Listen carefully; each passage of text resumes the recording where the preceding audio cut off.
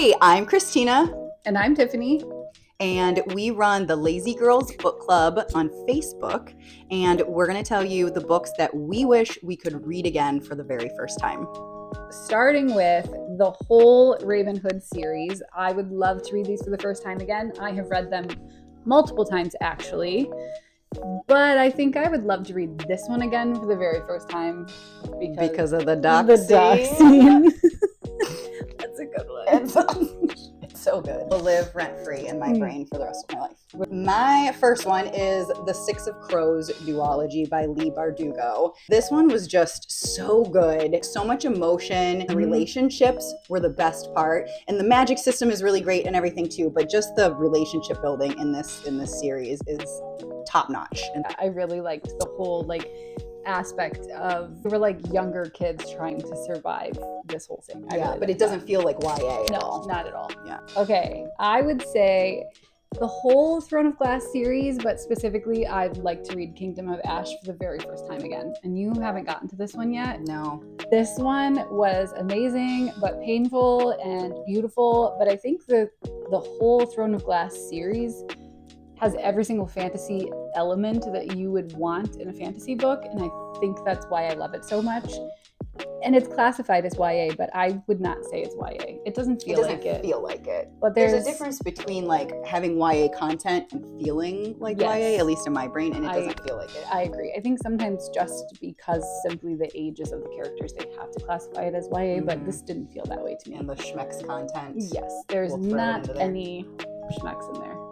None, which is okay. Yeah. I'll allow it. Yeah, I will allow every it once in a while. Okay. The rest of our books are books that we both wish that we could read again for the first time. First one is Blood Over Brighthaven by M.L. Wang, and this book was just so amazing. So much female empowerment, and it was just a really powerful story. When I was reading it, I couldn't stop. Yes, and for me, who is a slow reader, I flew through it. It probably only took me several days, which is saying something. Yeah. Loved that book. I was reading it, telling everyone that they needed to read it because I was like, you're going to love this. I know it.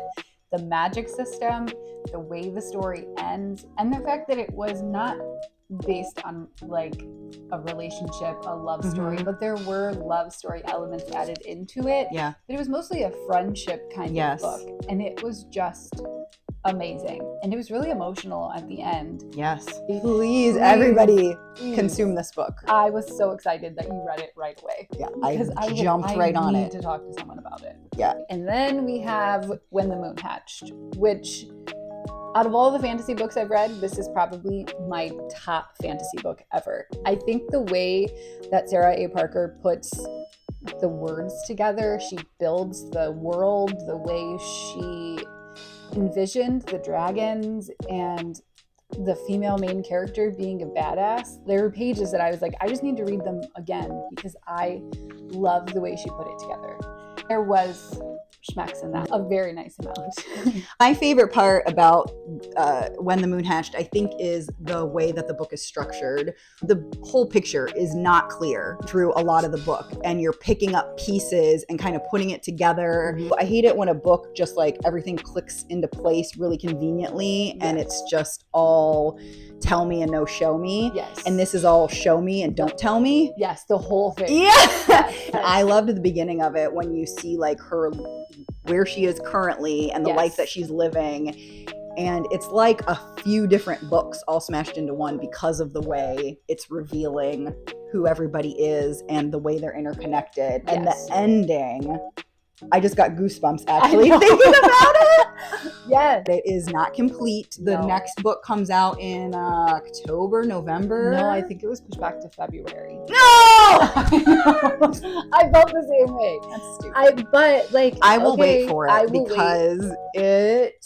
Yes. And the banter so good. in the book, and not even the banter relationship wise, but the friends, all of it was hilarious. I love when a book has good friendships in it because I feel like those are glanced over most of the time in favor of a romantic relationship instead. And so side friend characters are really flat and one-dimensional, two-dimensional. Not three-dimensional. Not three-dimensional. And certainly not four-dimensional. The one-liners. And you know how much I love a good banter. It's like up there with good writing and being good called a good girl. and you're such a good girl. Okay, so When the Moon Hatched. If you haven't read it, what are you doing with your life? Last but absolutely not least is Manacled by Senlin Yu. Yes. It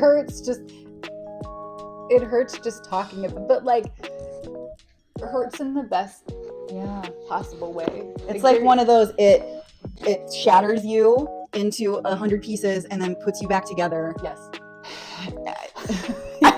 It's hard to talk about. It is. Honestly, because it was just so emotionally damaging. Yes. But I wouldn't trade it for anything. This is my bound copy of it. Yeah, because I remember you're supposed to do that for me. Well, you're like, maybe for Christmas or next year or like 3 Christmases from now. Good things come to those who wait. I've been waiting. I just want to throw that out there. I finished this. I just like laid there. I was like, what do I? How do I go on? Yeah. No, and so I'm just gonna make noises, actually, like interpretive dancing, but interpretive noises for my book reviews. I think we should do a whole series like that. Okay. Senlin Yu is releasing in September Alchemized, which is based on Manacled. It just took the Harry Potter element out of it. Right.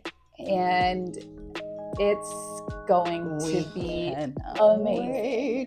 So, because the way Senlin Yu writes is just, it hurts real deep. But I'm also a Hermione slut. Draco and Hermione have a special... Oh, I do know that about you. You have a real big kink for Draco and Hermione. Thanks for listening to the books we wish that we could read again for the first time. And if you're not already a member, hop on over to Facebook and join the Lazy Girls Book Club.